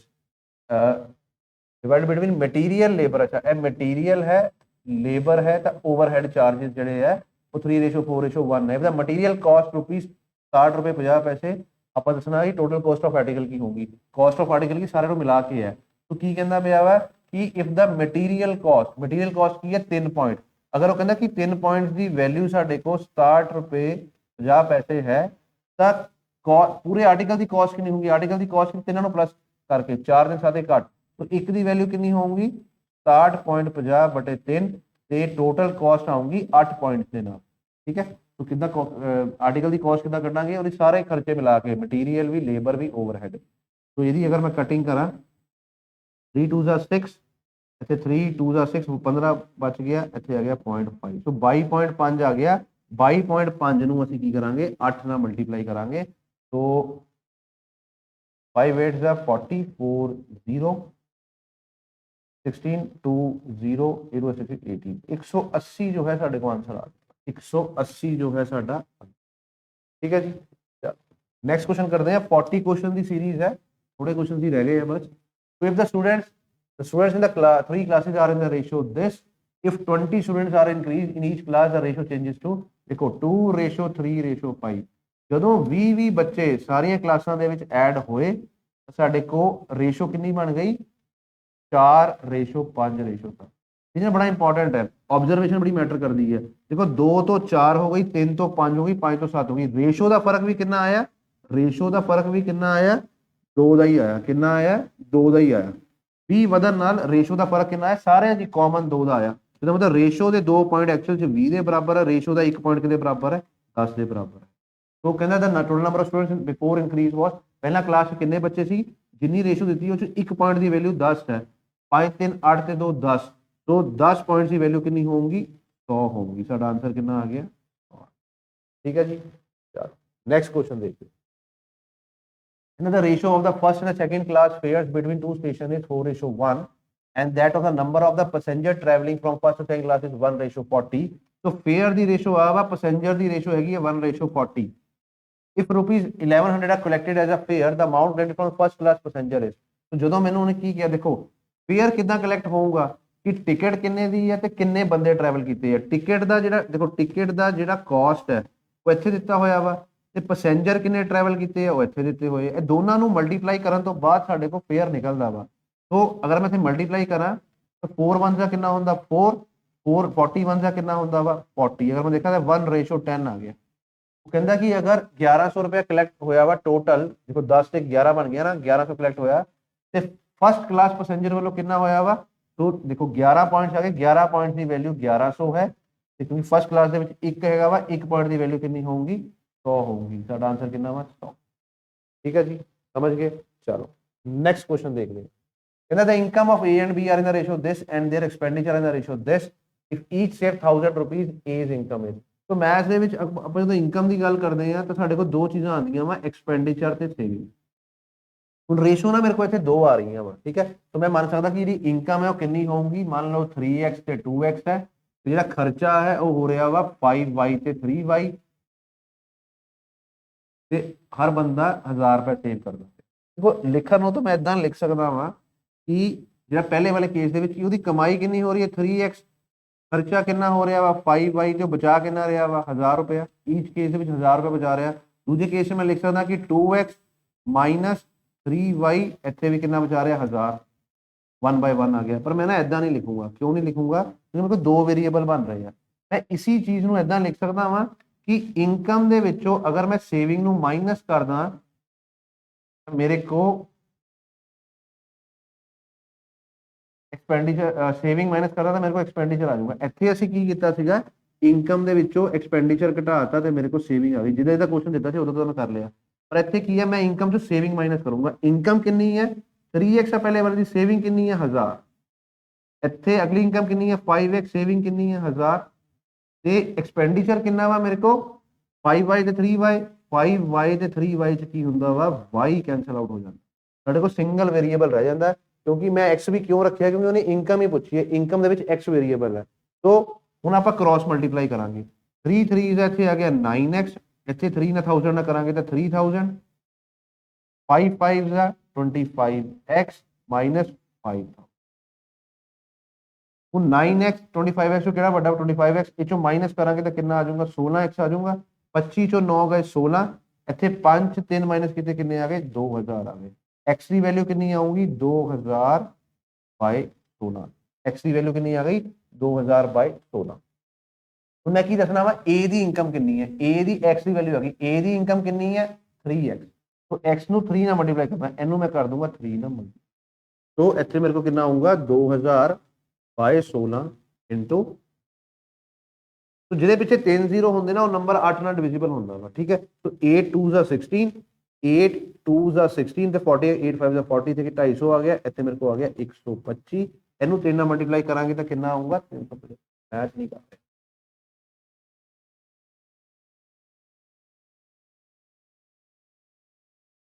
The income of A and B are in the ratio this and their expenditure is this. So 3x minus, if each say 1000, 3x minus 1000, 5x minus 1000 is equal to 5 by 3. 3 is 9, 3000, 5 by 25, 5000.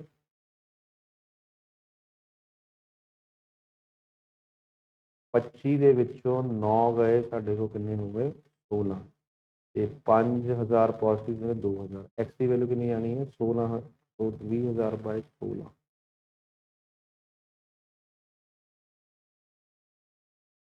तो मेरे को जो answer आ रहा वा वो कितना आ रहा वा 375 आ कितना आ रहा वा 375 आ। ठीक है जी जो कि गलत है। ठीक है क्यों गलत है क्योंकि वो खर्चा ही बचा ही 1000 रुपया रहा तो इनकम 375 कितना हो सकती है। ठीक है तो पता लग जाता वा कि गलत आ रहा आंसर। ਹੁਣ ਕਿਉਂ ਗਲਤ ਹੈ ਉਹ ਅਸੀਂ ਦੇਖਦੇ ਹਾਂ। ਓਕੇ ਗਲਤੀ ਪਤਾ ਲੱਗ ਗਈ ਸਾਨੂੰ। ਗਲਤੀ ਸਾਡੀ ਕੀ ਹੈ ਕਿ ਇੱਥੇ 5x ਨਹੀਂ ਹੈਗਾ ਇੱਥੇ ਕਿੰਨਾ ਵਾ 2x ਕੀ ਹੈਗਾ ਇੱਥੇ 2x ਇੱਥੋਂ ਦੀ ਅਸੀਂ ਕੀ ਹੈ ਚੇਂਜ ਕਰ। ठीक है जी सो इतों चो चेंज किया इतने भी रब कर दी एक बार हम कैलकुलेशन मैटर नहीं कर। तो इतने 2x आ गया। हम अगर मैं गल करा 3 3 9x minus 3000 is equal to 10x minus 5। तो 10x और 9x के इतने कितना रह गया x बराबर आ गया 2000।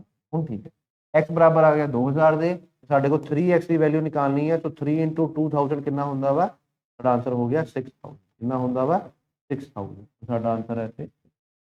ठीक है जी चलो नेक्स्ट क्वेश्चन देखिए कहना कि the sum of the money divided ABC so that for each rupee A gets B gets 65 पैसा है। तो कहना मतलब कि अगर कहता A ਨੂੰ 1 रुपया मिलूंगा 100 पैसे मिलूंगे तो B ਨੂੰ मिलूंगे 65 पैसे तो C ਨੂੰ मिलूंगे 35 पैसे। C ਦਾ ਸ਼ੇਅਰ ਅਗਰ 28 ਹੈ तो बेसिकली ਪਹਿਲਾਂ ਮੈਂ ਇਹਦੀ ਕਟਿੰਗ ਕਰ ਸਕਦਾ ਹਾਂ 5 ਦੇ ਟੇਬਲ ਜਿੱਥੇ ਕਿੰਨਾ ਆ ਗਿਆ 20 ਇੱਥੇ ਕਿੰਨਾ ਆ ਜਾਊਗਾ 13 ਇੱਥੇ ਕਿੰਨਾ ਆ ਜਾਊਗਾ 7 ਰੇਸ਼ੋ ਬਣਾ ਲਈ। ਕਹਿੰਦਾ ਅਗਰ ਇਹਨੂੰ 28 ਰੁਪਏ ਮਿਲੇ ਹੈ C ਨੂੰ ਕਹਿੰਦਾ ਅਗਰ 28 ਰੁਪਏ ਮਿਲੇ ਹੈ ਤੈਨੂੰ ਕੀ 4 ਨਾਲ ਮਲਟੀਪਲਾਈ ਕਰਾਂਗੇ ਤਾਂ ਸਮ ਕਿੰਨਾ ਹੋਊਗਾ। तो मैं सीधा सीधा कह सकता हाँ कि 7 पॉइंट्स की वैल्यू जी है वो कितनी है 28 है तो 20 तो 20 चौखा ही है। देखो 7 पॉइंट्स की वैल्यू 28 है मतलब कि ये 4 का मल्टीप्लाइंग फैक्टर है। तो मैंने टोटल दसना वा इतने की हुआ 20 तो 20 40 तो 40 ਨੂੰ ਜਦੋਂ मैं 4 ਨਾਲ मल्टीप्लाई करूंगा तो कितना आ जाऊंगा 160 आंसर कितना आ गया 100। ठीक है जी चलो नेक्स्ट क्वेश्चन देखते हैं। नेक्स्ट क्वेश्चन है कि ₹53 divided among ABC in such a way that A gets 7 more than what B gets and B gets 8 more than what C gets। तो C ਨੂੰ अगर x रुपीज मिल रहे हैं तो B ਨੂੰ कितने मिलते पे 8 रुपए ज्यादा मैं लिख सकता मैं x plus 8 ਤੇ A ਨੂੰ ਮਿਲ ਰਹੇ ਆ 7 ਰੁਪਏ B ਤੋਂ ਜ਼ਿਆਦਾ, ਸੋ A ਨੂੰ ਕਿੰਨੇ ਮਿਲਦੇ 7 ਰੁਪਏ B ਤੋਂ ਜ਼ਿਆਦਾ, ਸੋ 7 ਰੁਪਏ ਮੈਂ ਐਡ ਕਰ ਦੂੰਗਾ ਤਾਂ ਕਿੰਨੇ ਹੋ ਜਾਊਗੇ 15, ਇਹ 'ਚ ਮੈਂ 7 ਐਡ ਕਰਤਾ, ਸੋ C ਨੂੰ ਅਗਰ X ਮਿਲ ਰਿਹਾ, B ਨੂੰ X + 8, A ਨੂੰ ਕਿੰਨਾ ਮਿਲ ਰਿਹਾ X + 15। The ratio of there share ਦੱਸਣਾ ਆਪਾਂ ਕਿੰਨਾ ਹੋਊਗਾ, ਠੀਕ ਹੈ, ਆਪਾਂ ਦੱਸਣਾ ਕਿ ਰੇਸ਼ੋ ਆਫ देयर ਸ਼ੇਅਰਸ ਕੀ ਹੋਊਗਾ, ਠੀਕ ਹੈ। ਇਹਦੇ ਵਿੱਚ ਕਈ ਵਾਰ ਇਹਦੇ ਵਿੱਚ ਮੋਸਟਲੀ ਕੀ ਹੁੰਦਾ ਤੁਹਾਨੂੰ ਆਪਸ਼ਨ ਤੋਂ ਹੀ ਪਤਾ ਲੱਗ ਜਾਂਦਾ, ਜਿੱਦਾਂ ਕਿ ਮੰਨ ਲਓ ਇੱਥੇ ਮੈਨੂੰ ਨਜ਼ਰ ਆ ਰਿਹਾ ਇਹਨੂੰ ਅਗਰ 10 ਰੁਪਏ ਮਿਲੇ ਆ ਤੇ B ਨੂੰ 8 ਰੁਪਏ ਜ਼ਿਆਦਾ ਮਿਲਨੇ ਆ, ਇਹ 8 ਰੁਪਏ ਜ਼ਿਆਦਾ ਹੋ ਗਏ, ਤੇ ਅੱਗੇ 7 ਰੁਪਏ ਜ਼ਿਆਦਾ ਵਾ 25, ਤੋਂ ਮੇਰਾ ਆਨਸਰ ਕੀ ਹੋਊਗਾ 25:8 ਰੇਸ਼ੋ, ਇੱਥੇ 8 ਰੁਪਏ ਜ਼ਿਆਦਾ ਹੈ, ਇੱਥੇ ਕੀ ਹੈ 7 ਰੁਪਏ ਜ਼ਿਆਦਾ, ਠੀਕ ਹੈ ਜੀ। ਨੈਕਸਟ ਕੁਐਸਚਨ ਦੇਖਦੇ, the speeds of 3 cars in a ratio this and the ratio between the time taken by them to travel it। तो स्पीड ਦੀ ਗੱਲ ਕਰ ਰਹੇ ਆ ਤੇ ਟਾਈਮ ਦੀ ਗੱਲ ਕਰ ਰਹੇ ਆ, ਸਪੀਡ ਡਿਸਟੈਂਸ ਦਾ ਫਾਰਮੂਲਾ, ਸਪੀਡ ਜਿਹੜਾ ਹੁੰਦਾ ਵਾ ਨਾ ਡਿਸਟੈਂਸ ਅਪਨ ਟਾਈਮ ਹੁੰਦਾ, ਜਾਂ ਮੈਂ ਕਹਿ ਸਕਦਾ speed is inversely proportional to time. ਜਦੋਂ ਮੈਨੂੰ ਸਪੀਡ ਦੀ ਰੇਸ਼ੋ ਦਿੱਤੀ ਹੋਵੇ 3:4:5 ਤੇ ਮੈਂ ਟਾਈਮ ਦੀ ਰੇਸ਼ੋ ਨਿਕਾਲਣੀ ਹੈ ਜੋ ਕਿ ਇਹਦਾ ਇਨਵਰਸ ਹੈ।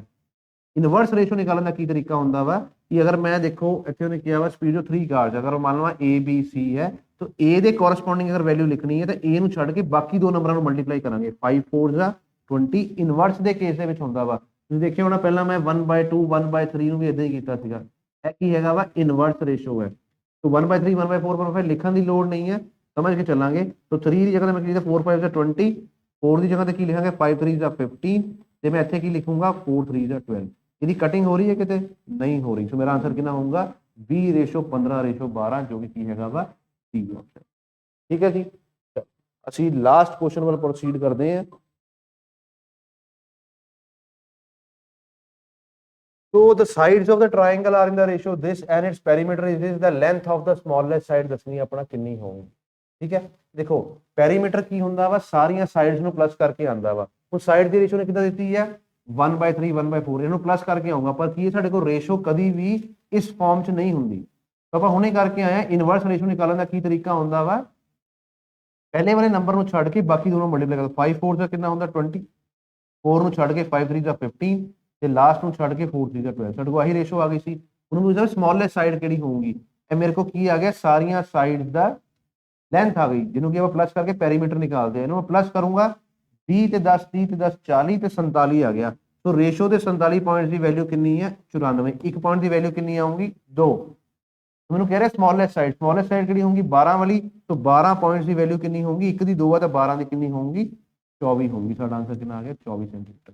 ਆ ਵੀ ਇਨਵਰਸ ਰੇਸ਼ੋ ਲਿਖਿਆ ਵਾ, ਐਕਚੁਅਲ ਦੇ ਵਿੱਚ ਰੇਸ਼ੋ ਇਨਵਰਸ ਨਹੀਂ ਹੁੰਦੀ, ਇਨਵਰਸ ਦੀ ਵੈਲਿਊ ਨਿਕਾਲਣੀ ਹੁੰਦੀ ਹੈ, ਠੀਕ ਹੈ। ਅਗਰ 2:3 3:4:5 ਦਿੱਤੀ ਹੁੰਦੀ ਸਿਰਫ ਤੇ ਮੈਂ ਸਿੱਧਾ ਹੀ ਇਹਨੂੰ ਪਲੱਸ ਕਰਕੇ 94 ਨਾਲ ਇਕੁਏਟ ਕਰਦਾ, ਪਰ ਇਨਵਰਸ ਰੇਸ਼ੋ ਦੇ ਵਿੱਚ ਸਾਡਾ ਆਨਸਰ ਆਇਆ 20:15:12 ਜਿਹਨੂੰ ਕੀ ਹੁਣ ਮੈਂ 94 ਦੇ ਨਾਲ ਇਕੁਏਟ ਕੀਤਾ, ਠੀਕ ਹੈ ਜੀ। ਤੋ ਹੋਪ ਤੁਸੀਂ ਰੇਸ਼ੋ ਪ੍ਰੋਪੋਰਸ਼ਨ ਨੂੰ ਸਮਝਿਆ ਹੋਣਾ ਵਾ, ਠੀਕ ਹੈ। 40 ਕੁਐਸਚਨਸ ਕੀਤੇ ਆ, ਠੀਕ ਹੈ। ਤੁਸੀਂ ਹੋਰ ਪ੍ਰੀਵੀਅਸ ਈਅਰ ਕੁਐਸਚਨ ਨੂੰ ਪ੍ਰੈਕਟਿਸ ਕਰੋ, तो काफ़ी रेंज में कवर करने की कोशिश की है, तो बाहर क्वेश्चन शायद ही आवे, ठीक है जी। तो नैक्सट मैच टॉपिक के नाल मिलने हैं, थैंक यू।